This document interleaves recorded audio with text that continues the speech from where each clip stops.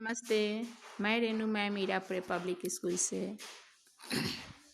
अब 2 क्लास के बच्चों को main book, Hindi main book chapter 3 Krishna Sudama शीर्षक कथा है। एक प्राचीन कथा है।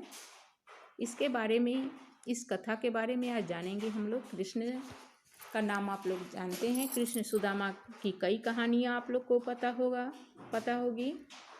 बहुत समय पहले की बात है कि कृष्ण और सुदामा एक ही गुरु के आश्रम में रहते थे। दोनों बहुत अच्छे दोस्त थे। दोनों एक दूसरे पर जान छिड़कते थे। दोनों एक दूसरे से बहुत प्यार करते थे। समय बीतता गया।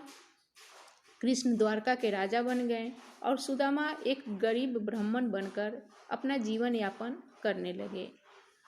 कृष्ण की बात सुदामा हमेशा अपनी पत्नी से किया करते थे।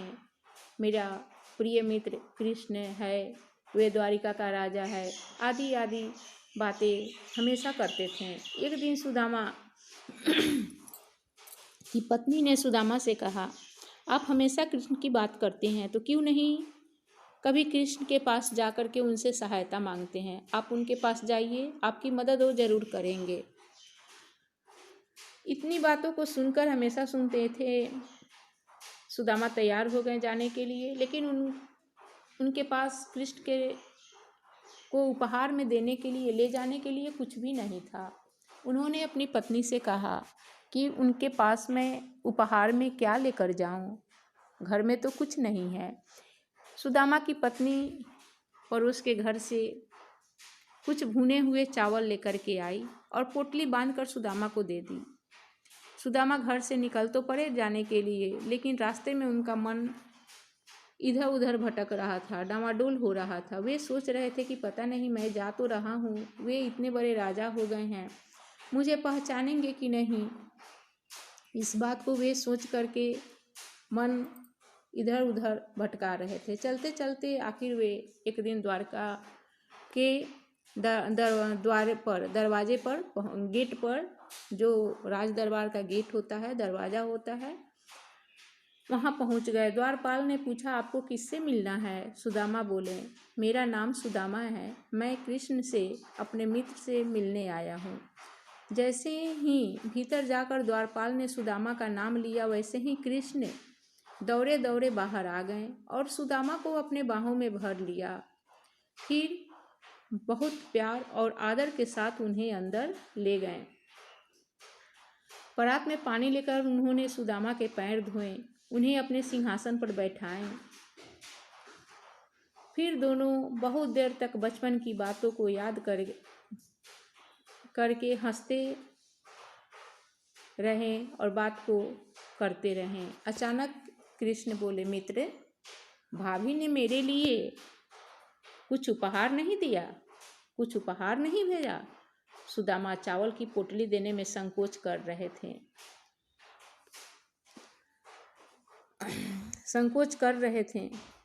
पर कृष्ण ने प्रेम से हाथ बढ़ाकर पोटली ले ली। कुछ दिन राजमहल में सुख से रहने के बाद सुदामा ने घर लौटते समय वे सोच रहे थे, कृष्ण ने तो कुछ दिया नहीं, मैं घर जाकर पत्नी से क्या कहूँगा। सुदामा जब वापस अपने घर पहुँचे तो देखें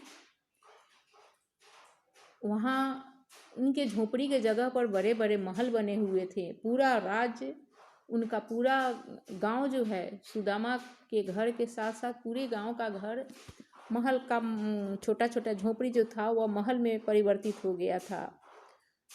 वहाँ बड़े बड़े महल खड़े थे। वे मन ही मन बोले, यह चमत्कार अवश्य कृष्ण ने ही किया है। उन्होंने अपने मित्र का मान रख लिया। इस कहानी से हमें सच्ची मित्रता, सच्ची दोस्ती कैसे निभानी चाहिए, इसके बारे में पता चलता है। और जो सच्चा मित्र होता है वह कभी किसी से भेदभाव नहीं करता। सच्चा मित्र होता है, साथ में पढ़ा हुआ सहपाठी होता है, जिससे भी तुम्हारी दोस्ती होती है, आपकी दोस्ती होती है, वह चाहे कितना भी बड़ा व्यक्ति बन जाए, लेकिन अपने गांव के अपने सहपाठी को वह कभी नहीं भूलता और समय पड़ने पर उसकी यथासंभव मदद जरूर करता है। तो उम्मीद है कि आपको भी ये कहानी अच्छी लगेगी। पढ़िएगा इसे बार बार और शब्दार्थ भी याद करना है। प्रेम, स्नेह, प्यार। उपहार का मतलब होता है भेंट, गिफ्ट जिसे आप कहते हैं, तोहफा। संकोच, झिझक, द्वारपाल, पहरेदार, डामाडोल। कभी इधर कभी उधर, अस्थिर हो जाना। चकित, हैरान। सिंहासन, राजा की गद्दी। विदा लेना, चले जाना, जान छिड़कना। बहुत प्यार करना, चमत्कार, अद्भुत। ठीक है, आप लोग इस कहानी को पढ़िए और इस शब्दार्थ को भी याद कीजिएगा। कृष्ण सुदामा नामक चित्रकथा नामक प्राचीन कथा को बार बार पढ़िए और शब्दार्थ याद करिए। फिर अगले वीडियो में मिलते हैं। धन्यवाद।